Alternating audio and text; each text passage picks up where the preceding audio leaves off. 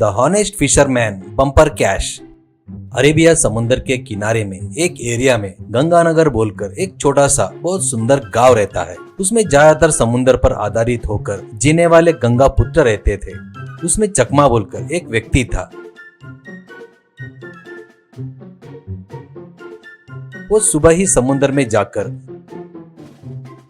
मछलियां पकड़कर शाम तक पकड़कर उन मछलियों को दलाल को बेचकर पैसे कमाता था। चकमा बहुत ही अच्छा था, सच्चाई ईमानदारी से रहने वाला, बाजू वालों की मदद करने वाला था।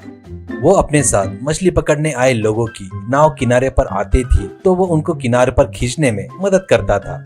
वो कभी मछलियां पकड़ने नहीं जाकर दूसरे काम पर रहता था तो साथ के मछुआरों की पत्नी आकर, चकमा आज मेरे पति खाना लेकर जाना भूल गए, बेचारे भूख कैसे बर्दाश्त कर रहे होंगे क्या, ऐसा कहती है। तो चकमा, लंच बॉक्स दो भाभी, मैं जाकर देके आऊंगा, ऐसा कहता है। तो वो, तुम उतने दूर जाकर दोगे क्या, तुमको कोई परेशानी तो नहीं होगी ना, ऐसा कहती है। तो चकमा, मेरे अपनों के लिए इतना भी नहीं कर सकता क्या, उतना भी नहीं किए तो कैसा भाभी, तुम जाकर खाना लेकर आओ, ऐसा कहता है। वैसे वो अपना काम छोड़कर पहले जाकर समुद्र में मछलियां पकड़ रहे उनको खाना देता था।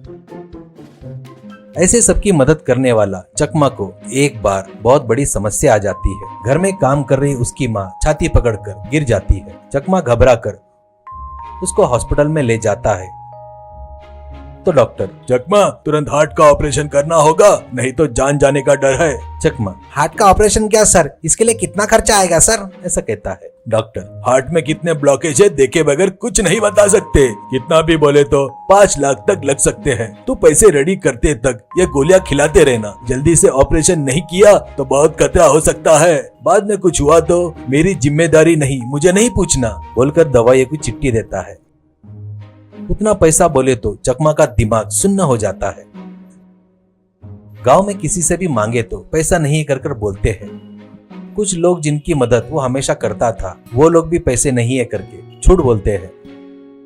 आखिर में वो एक ब्याज से पैसे देने वाले व्यापारी से मिलकर, बाबूजी मेरी झोपड़ी के कागज रखकर मुझे 5 लाख रुपए दीजिए, कृपया कीजिए बाबूजी, ऐसा कहता है। वो, बुरा मत मान चकमा, तेरी झोपड़ी की उतनी कीमत नहीं है इसलिए मैं तुझे कर्जा नहीं दे सकता, ऐसा कहता है। चकमा को बहुत दुख होता है और वो घर में अपने माँ को दवाई देते हुए, हे भगवान जल्दी से ऑपरेशन नहीं किया तो मेरी माँ नहीं बचेगी, घर में ऐसे ही देखते रहा तो मछली पकड़ने जाने की इच्छा नहीं हो रही है, मछली पकड़ने नहीं गया तो दवाई लाने के लिए पैसे नहीं आएंगे।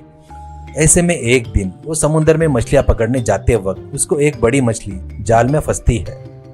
वो बहुत बड़ी थी।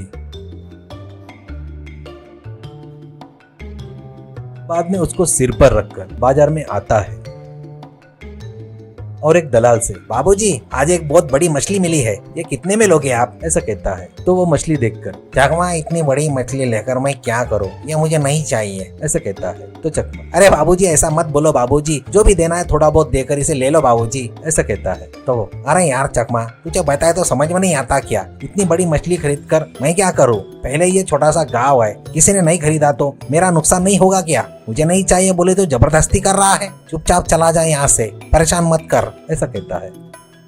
चकमा उसको फिर से अपने सिर पर रखकर जाते वक्त एक महंगी गाड़ी में एक धनवान सूट बूट पहनकर जाते हुए उसके सामने आती है। वो चकमा के सिर पर की बड़ी मछली को देखकर कार रोक देता है।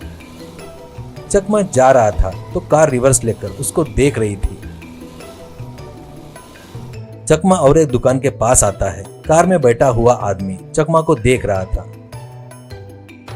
चकमा दुकान वाले से, भैया आज बहुत बड़ी मछली मिली है, इसको कितने में लोगे आप, ऐसा कहता है। तो वो मछली की बात सुनकर, बुरा मत मान रहे चकमा, ये खाने वाली मछली नहीं है, ये मुझे नहीं चाहिए, ऐसा कहता है। तो चकमा, क्या कह रहे हो भैया, ये खाने वाली मछली नहीं है क्या, बिना खाने वाली मछली भी रहती है क्या, कृपया कुछ भी भाव देकर ये मछली ले लो भैया, करके गुजारिश करता है। तो वो, देख चकमा मेरी उम्र देख, मैं तेरे से बहुत बड़ा हूँ और बूढ़ा भी हूँ, मछलियाँ का अनुभव मुझे तुझसे ज्यादा है, समुद्र में मिलने वाली हर मछली खाने के काम में नहीं आती, कुछ मछलियों को बिल्कुल नहीं खाना चाहिए, उसमें जहर रहता है, ये भी वैसी ही जाति की मछली है, मेरी बात मानकर इसको कहीं फेंक दे, उसको कोई नहीं खरीदेगा, ऐसा कहता है। बेचारा चकमा निराश हो जाता है।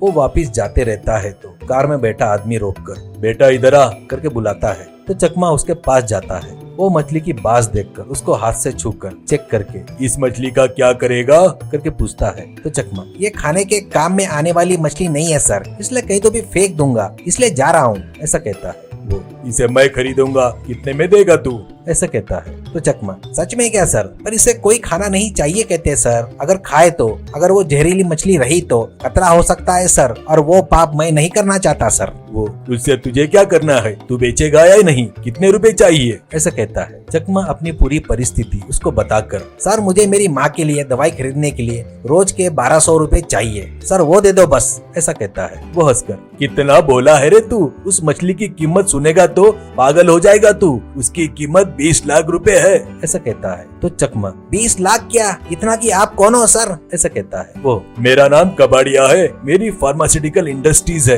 यानी दवाइयाँ बनाने वाली फैक्ट्री। इस मछली में के जहर से कितने लाखों की कीमत वाली दवाइयाँ बना सकते हैं, इसलिए तुझे 20 लाख रुपए दूंगा करके बोल रहा हूँ। चकमा, सर मेरी माँ के ऑपरेशन के लिए सिर्फ 5 लाख रुपए चाहिए, उतना दिए तो बस है सर, उतने ज्यादा पैसों की मुझे जरूरत नहीं, ऐसा कहता है। कपाड़िया, तेरी ईमानदारी मुझे बहुत पसंद आई चकमा, तेरी माँ का ऑपरेशन करने की जिम्मेदारी मेरी, ये 20 लाख तेरे खर्चे के लिए दे रहा हूँ, उतना ही नहीं तुझे एक बड़ा बोट खरीद कर दूंगा, उससे तू और तेरे दोस्त मिलकर ऐसी मछलियाँ पकड़कर मुझे बेचे तो मैं पैसे दूंगा, कहकर सूटकेस देता है। चकमा वो लेकर मछली को कार में रखकर उनको नमस्कार करता है।